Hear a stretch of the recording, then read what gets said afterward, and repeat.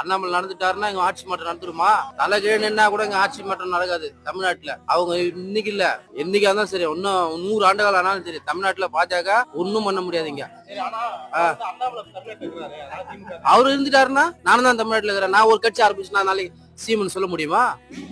சும்மா மேல அங்க ஒருத்தருக்கு உட்காந்துக்கிறாரு, அவருக்கு இவரு ஜாலரை தட்டுறாரு, இன்னும் கொஞ்ச நாள்ல வெளில போயிடுவாரு. இவர் வந்து மேஸ்திரி மாதிரி, இங்க ஒரு மேஸ்திரி மாதிரி, அதுக்கடுத்து ஒரு புது மேஸ்திரி போடுவான், இவர் வெளில போயிடுவாரு. தமிழ்நாட்டோட மேஸ்திரி இவரு. ஆமா, இவர் ஒண்ணு அப்படியே தமிழ்நாட்டை தூக்கி நிப்பாட்டுறல. எப்படியாப்பட்ட ஆளுங்கெல்லாம் வந்து காணாம போயிட்டான். கொஞ்சம் அண்ணா சமாதி, கலைஞர் சமாதி எல்லாம் போய் பாத்துட்டு வர சொல்ல அவரால். முதல்ல இங்க வந்து தமிழனுக்காக போறாரு விஜயகாந்த். அவரே ஆள் இல்லாத போயிட்டாரு. இவர் வந்துட்டாரு. இவரு பாத யாத்திரை எங்க போனாரு? பாத யாத்திரை எந்த தமிழ்நாடு முழுசும் போயிட்டாருமா? 4 நாள் ரெஸ்ட் எடுத்துட்டு 5 நாள் ரெஸ்ட் எடுத்துட்டு பாத யாத்திரை போயிருக்கிறேன்னா என்ன பாத யாத்திரை? வைகோ போனார் தெரியுமா? பாத யாத்திரை தமிழ்நாடு பூரா போனாரு, தமிழனுக்காக போராடுறதுக்காக. அது பாத யாத்திரை. இவரு சும்மா 4 நாள் ரெஸ்ட் எடுத்துட்டு 5 நாள் ரெஸ்ட் எடுத்துட்டு பஸ்ல போய்